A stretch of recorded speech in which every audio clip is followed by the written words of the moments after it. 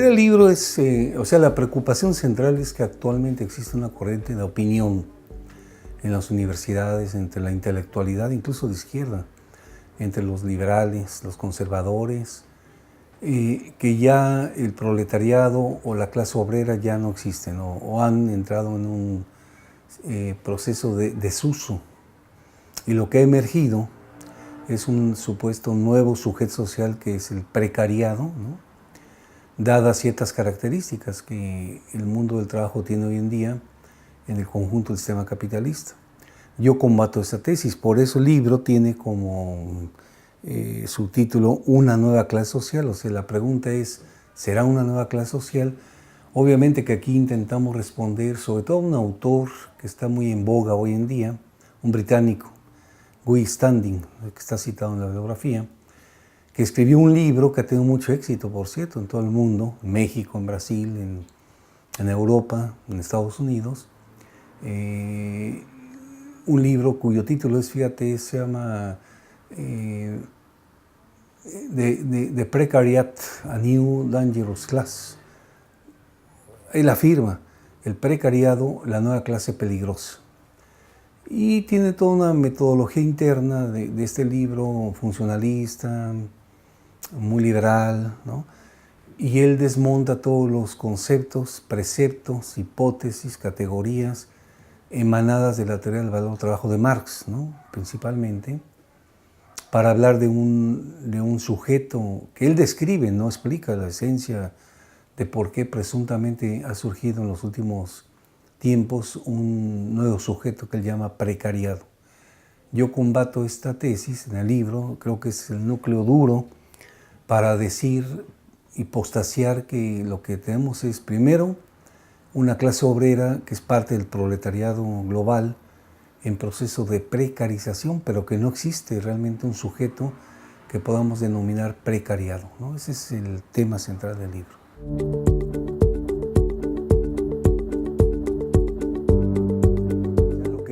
Lo que verdaderamente se globalizó en las décadas 80, 90 y 2000, ¿no? de este siglo, o sea, 80 y 90 del siglo pasado, y lo que va de esta década, de este siglo XXI, es el capitalismo, ¿no? Y con él el mundo del trabajo. O sea, hoy los trabajadores, las trabajadoras, si tú quieres, el proletariado en sentido amplio, es mayor que hace 25 o 50 años. Esto debido a que estamos en un sistema que va, independientemente de las morfologías que sí cambian, ¿no? Las mutaciones que operan en el mercado de trabajo y en las estructuras de clases y en las fracciones, pero la esencia sigue siendo la relación del trabajo, digamos, como sujeto global y el capital como sujeto global, ¿no?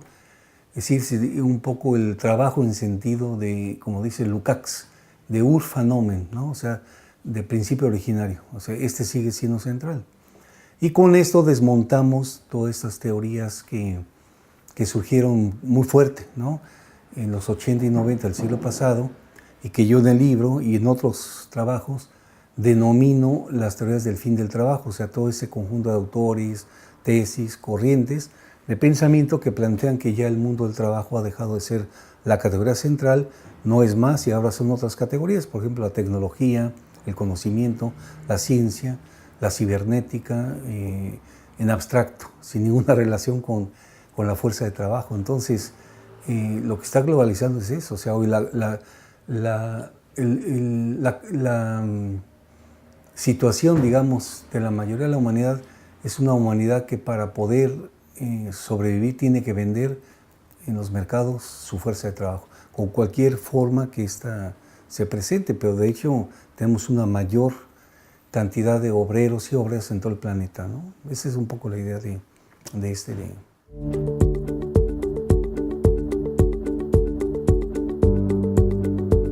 La precarización o digamos la condición de precariedad del trabajo asalariado es propio del capitalismo, siempre ha existido. Mientras existan explotados y explotadores, mientras una clase social, por ejemplo puede ser la burguesía, el capital, las transnacionales, incluso hasta el Estado, se apropie de una parte excedentaria del trabajo que crean los trabajadores, es un trabajo, no puede ser un trabajo no precario, ¿no? O sea, la precariedad es congénita al trabajo asalariado en el capitalismo. Lo que es nuevo es que la precarización es, decimos en el libro, un proceso de actualización de ese estado de precariedad, digamos, inherente a las condiciones del siglo XXI. Es la nueva morfología del mundo del trabajo, precario, ¿no? Pero no es que sea algo que haya surgido hace 10, 15, 20 años. Eso es un proceso histórico.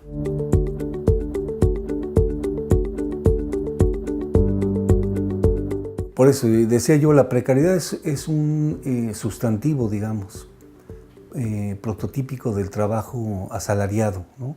Que es explotado por el capital. Y la precarización es un proceso histórico, pero también es un proceso político, porque depende de variables políticas para que se imponga. Entonces, por ejemplo, vamos a decirlo así, en el siglo, sobre todo después de la Segunda Guerra Mundial, se extendió lo que algunos llamamos el paradigma del Fordismo-Taylorismo, acompañado de un Estado keynesiano, ¿no? Algunos autores le llevan a denominar Estado del Bienestar. Y ahí el trabajo precario, asalariado, era un trabajo más, con más derechos, ¿no? Por ejemplo, de salud, de vivienda, educación, ¿no? Láser, etc. Ese estado del bienestar se acabó. Y en muchos países, digamos en Europa, incluso los más avanzados, Suecia, Dinamarca, están en franca caída, digamos, ¿no? Ya no se diga en países del sur de Europa, por ejemplo aquí en el Estado español o en Portugal o en Italia. Es decir, el estado del bienestar ya dejó de ser la característica central del capitalismo posbélico y está surgiendo un nuevo sistema que muchos llaman neoliberal, basado en el estado mínimo, en un sistema económico privatizado, ¿no? En un sistema económico que funciona en base a las llamadas fuerzas del mercado y donde los componentes esenciales de los derechos de los trabajadores en el plano laboral, social, son constantemente destruidos. Y ese es el nuevo estado. Es decir, digo en el libro, siguiendo a un autor francés, Robert Castel, esa es la nueva condición, la nueva gran cuestión social del siglo XXI. Un estado de precarización monumental del mundo del trabajo, acompañado con crecientes tasas, también lo digo en el libro, aunque no lo desarrollo, pero lo dejo como hipótesis, crecientes tasas de superexplotación de la fuerza de trabajo, que implica un proceso mediante el cual el capital expropia parte del fondo de consumo de los trabajadores para convertir esa parte en nuevos procesos de acumulación de capital. Y esto por dos razones. Una, porque el sistema capitalista, como yo decía, está en declive, las tasas de crecimiento cada vez más son menores, ¿no? A nivel promedio. Incluso China ya se ralentizó. China en ese momento está creciendo a 6.5% promedio anual, cuando en los 90 creció casi al 10% en la década de los 2000, o sea, tasas muy altas. Entonces, el promedio es por menos del 3%. Y frente a eso, una emigración drástica, masiva del capital, de la esfera productiva a los bancos y a la bolsa de valores, lo que podemos llamar una financiarización de la economía mundial, que deposita la hegemonía política en el capital ficticio y las clases sociales, que es el 1% de la humanidad, poseedoras de ese capital ficticio. Entonces, frente a la contracción del sistema y la crisis de producción de plusvalor en la esfera de producción, el capital está recurriendo cada vez más a tomar los derechos de los trabajadores y las trabajadoras y a superexplotar la fuerza de trabajo, ¿no?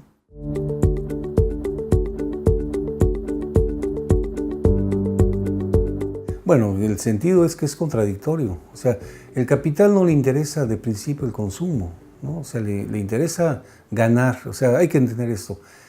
Un capital individual o un capital social busca el máximo beneficio, la máxima ganancia.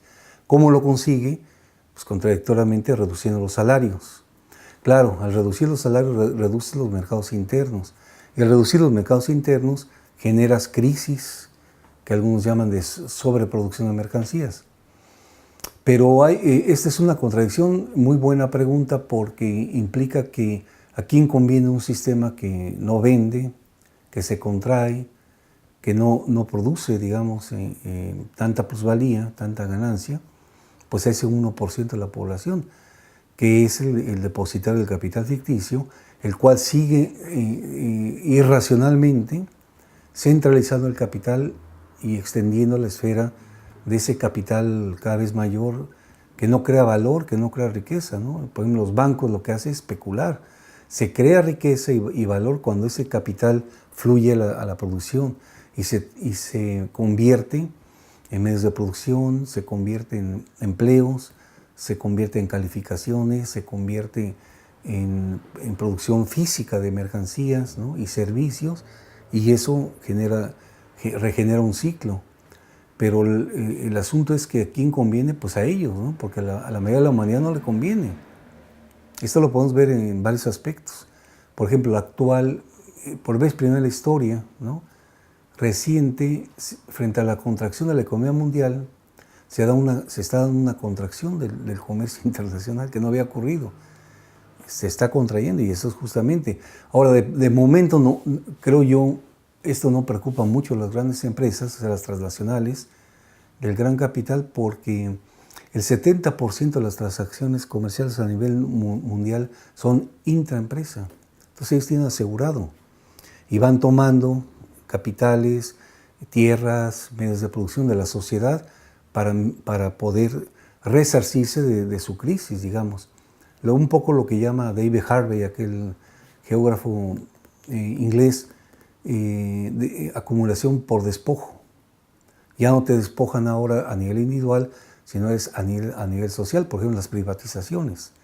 La seguridad social en Estados Unidos, el Medicare, por ejemplo, que está a punto de dejar sin seguridad médica a más de 22 millones de personas en ese país, o en México, por ejemplo, los esquemas de privatización de la educación, de la salud, ¿no?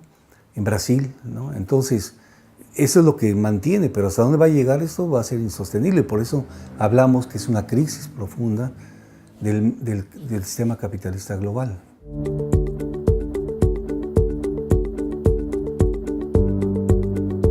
Mira, el tema lo trata Marx, ¿no?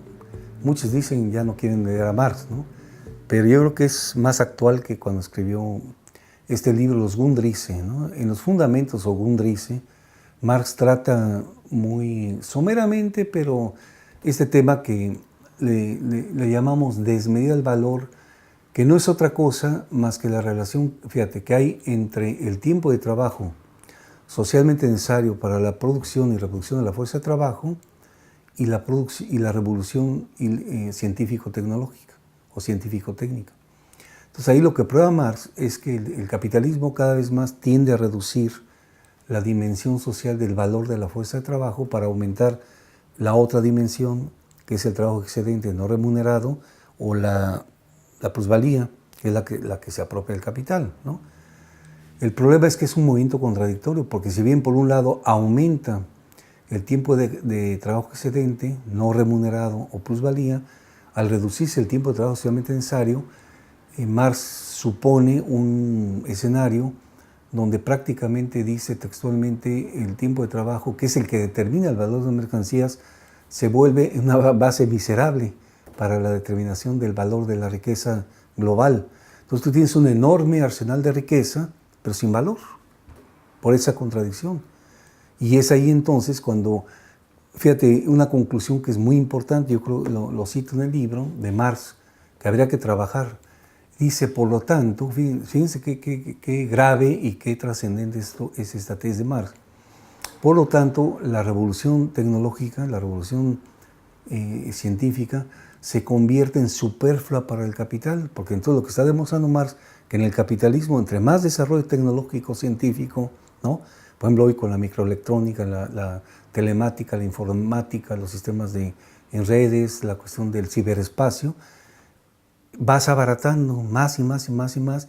Entonces el coágulo de trabajo, que es el tiempo de trabajo abstracto, que es el que interesa al sistema, se va reduciendo. Eso afecta entonces la cuota de plusvalía y por ende termina castigando toda la cuota de ganancia.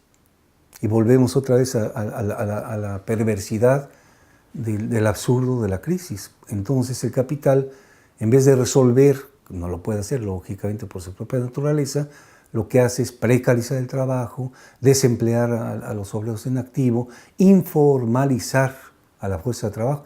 La informalidad está creciendo en todas partes, ¿no? Por ejemplo, en México es el 60% de la población económicamente activa. El promedio latinoamericano, según la CEPAL, está en el 50%.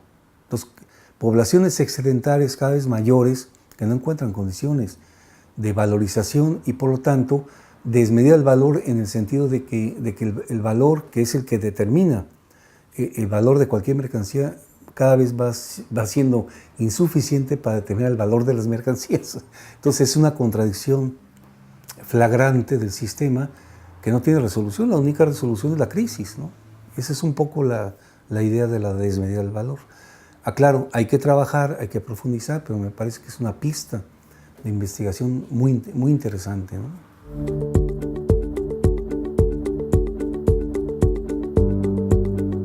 Bueno, el lucro lo está aumentando a nivel de concentrar y centralizar el capital de manera brutal en la esfera financiera.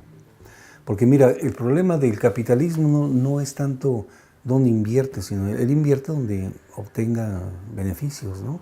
Lucros. Y el capital ficticio genera ganancias ficticias. Ahora, ¿hasta dónde? ¿Cómo lo hace? Especulando. O sea, un capital que, por ejemplo, ingresa a la bolsa de valores, de pronto invierte en bonos, en el Tesoro, por ejemplo, invierte en certificados del Estado o invierte en la compra de acciones de materias primas y luego las desvaloriza, ¿no? Mientras tanto, su capital se sigue, digamos, desarrollando en esa esfera, pero sin volcarse, digamos, a la producción, ¿no? Para crear bienes y servicios. Entonces, el problema es que hay un ciclo de reproducción que fue la crisis de 2008-2009, ¿no? Lo que llaman muchos la crisis de la burbuja, ¿no? Se revienta la burbuja y viene una crisis. Pero realmente son procesos congénitos al sistema, y la manera que yo veo hasta ahorita de contrarrestar, pues primero es precarizar el trabajo, ¿no? En el sentido, o sea, quitar derechos, prestaciones, reducir, por ejemplo, las primas de seguridad social, abaratar el costo de despido, que cueste menos despedirte, reestructurar los sistemas laborales. Por ejemplo, lo que está ocurriendo en Francia, para poner dos casos, Francia, Brasil, que se acaban de aprobar en Brasil una ley, la aprobó ya el Congreso, falta que la aprueben los senadores, donde prácticamente se destruyen las leyes históricas, la ley de consolidación de las leyes laborales en Brasil, que data de 1943, y se expide un nuevo código que ojalá no lo apruebe, ¿no? Eso va a depender de la lucha que dé la clase obrera brasileña y el pueblo brasileño, pero con cuestiones garrafales, terribles para el ser humano que trabaja. Por ejemplo, se autoriza que mujeres en estado de gravidez y lactantes puedan trabajar, si así lo acuerdan individualmente con la empresa y lo autoriza el médico de la empresa. Imagínate nada más. Se abaratan los despidos, de tal manera que el patrón pueda despedir a su antojo a la empresa. Se autoriza que aumente la jornada, si así lo conviene el patrón y trabajador, hasta 12 horas por día, igual que en la ley que está puesta en Francia, que viene el gobierno anterior de Hollande, pero que ahora recoge Macron, ¿no? Pero es un modelo de ley, ¿eh? Lo que ocurre en Brasil y en Francia es un modelo más o menos. Yo le llamaría el nuevo estatuto laboral de las condiciones de flexibilidad universal. Y te puedo poner 14 o 15 medidas. Bajar los salarios. Los salarios están bajando en todo el mundo, ¿eh? En Estados Unidos están estancados a niveles de los años 70. El salario real, o sea, deflactado la inflación. En México, desde 76, tenemos una curva de caída de los salarios brutal. Entonces, el capitalismo está como entrando en un foso sin salida, porque efectivamente se rompe esa virtuosidad del ciclo del capital, producción, circulación, acumulación, consumo, producción, etcétera, para entrar a un proceso donde cada vez más se contrae el sistema y aumenta la burbuja especulativa, ¿no?, llamada capital ficticio. Entonces, realmente, en verdad, las alternativas por ese lado, por el lado macroeconómico, son esas. Por el lado político, bueno, es, por ejemplo, apropiarse de recursos en todo el planeta por parte de los imperialismos en boga, principalmente Estados Unidos. Y por último, la guerra, ¿no? Es otro mecanismo que tiene finalmente el sistema capitalista imperialista global para poder ya no tanto solamente defender sus programas de ganancias, sino incluso su propia pervivencia como sistema capitalista global, ¿no? Lo estamos viendo en Siria, lo estamos viendo en Ucrania, lo vemos en el Medio Oriente, lo vemos con el ataque tan fuerte, tan furibundo de Estados Unidos y la ultraderecha venezolana contra el gobierno bolivariano, etcétera, etcétera, etcétera.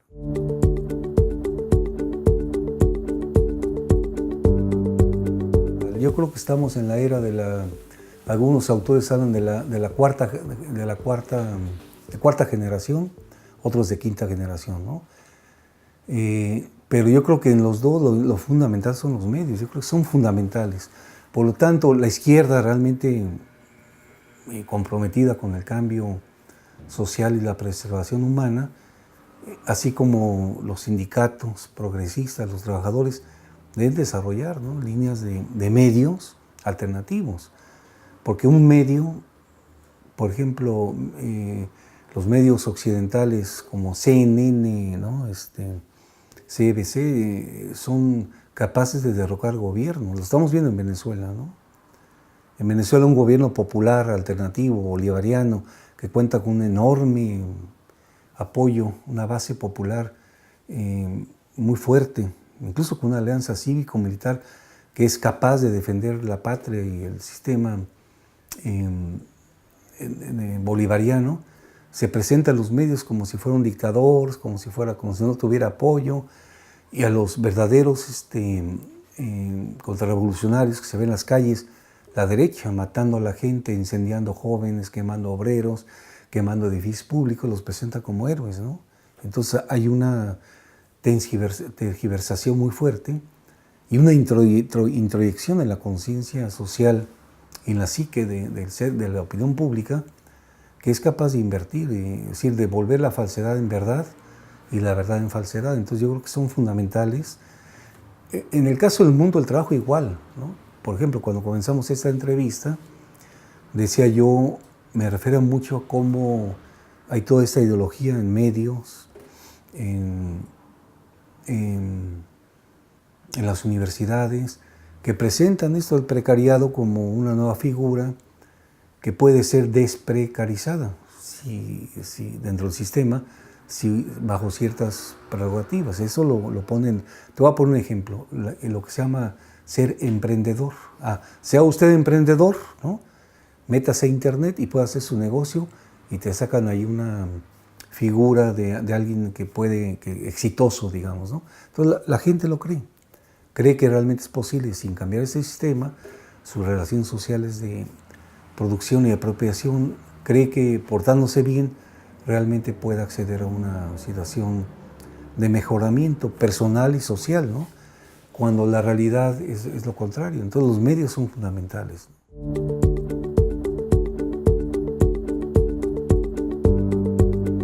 Yo creo que es fundamental, ¿no?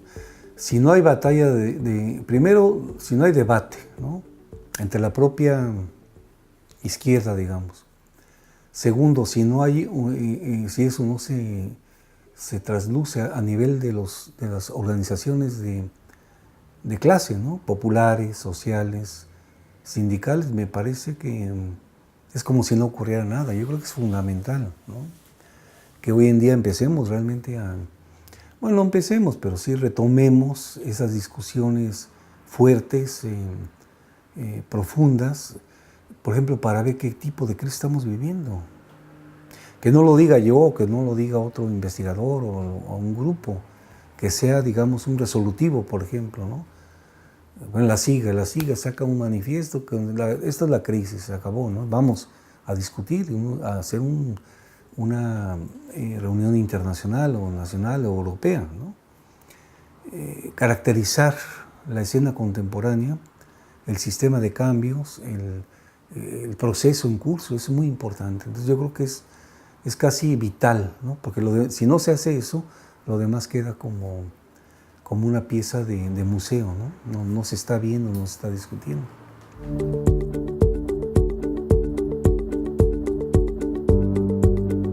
En la mañana leía yo una entrevista que le hicieron a Noam Chomsky, que sale en la revista Rebelión, del día de hoy.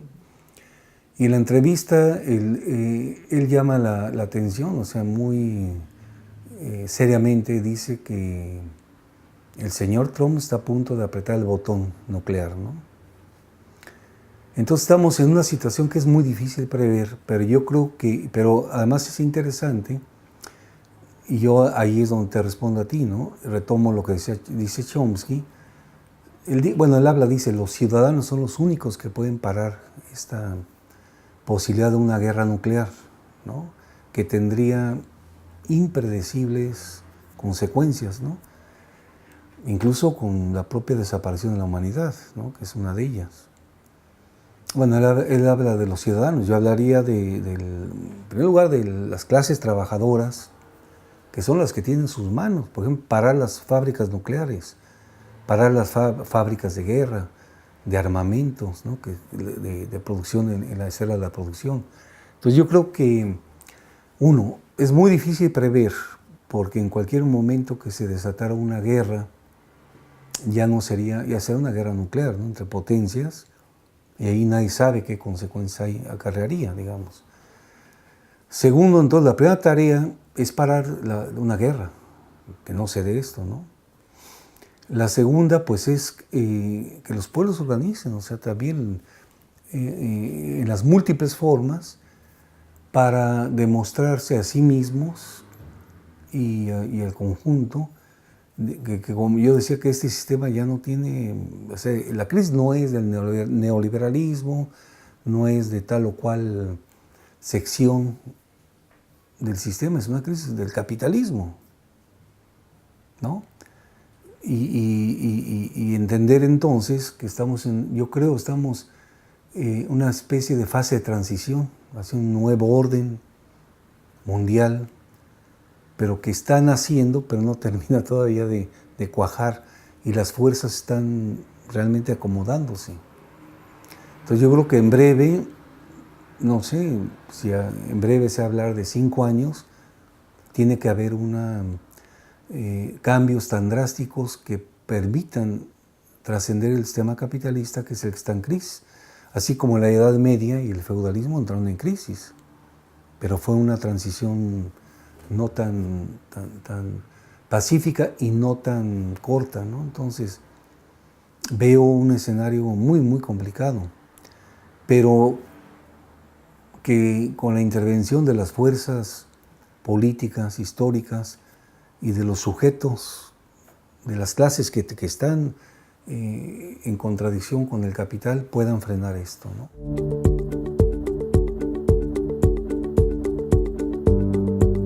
De principio, a nivel concreto, pues generar una estrategia de lucha para preservar lo poco que hay que no lo destruyan, ¿no? Que la gente tenga para vivir, para comer, para que no te vayas a la calle, ¿no? A morir de hambre. Y la otra, una estrategia que permita realmente organizarnos por países, por bloques, por secciones. Yo pienso que quizás es un poco difícil, pero pienso que, por ejemplo, procesos como lo están ocurriendo en Venezuela, en Bolivia, sean un preanuncio de, no un modelo que haya que copiar, pero sí de un proceso que pudiera culminar en una nueva forma de organización productiva, en una nueva formación social, cultural, ambiental y humana, que realmente nos permita trascender este estado de estagnación, de estancamiento brutal del capitalismo y de crisis, ¿no? en todos los órdenes.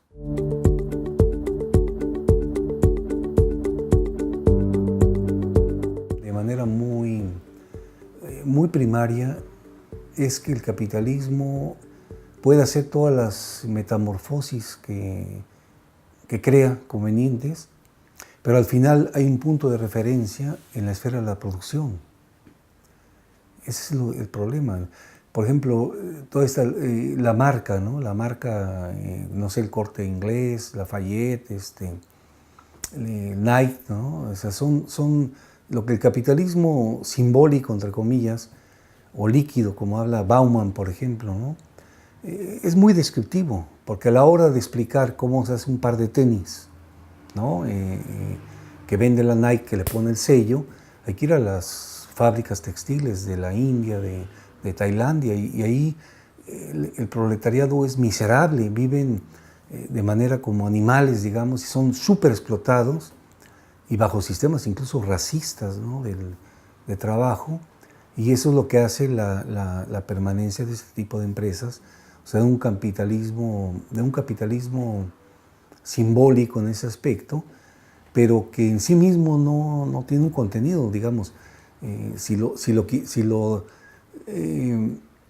separamos, lo autonomizamos de la esfera de la producción y de la reproducción del capital, eso no nos permite nada. Nos permite el marketing, nos permite la moda, nos permite ese tipo de cuestiones. O sea, yo no dudo que haya, o sea, no hay un capitalismo estrictamente del conocimiento, no hay un capitalismo virtual.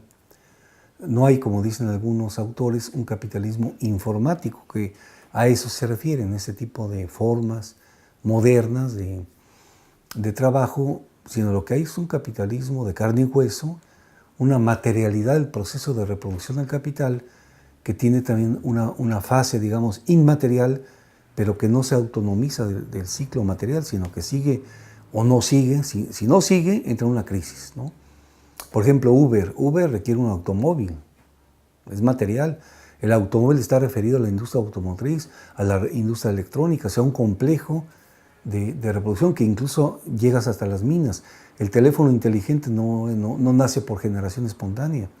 El teléfono inteligente está hecho de chips, de silicio, de materiales, de productos que se extraen de las minas, generalmente por parte de niños y niñas que son diezmados en las minas, ¿no?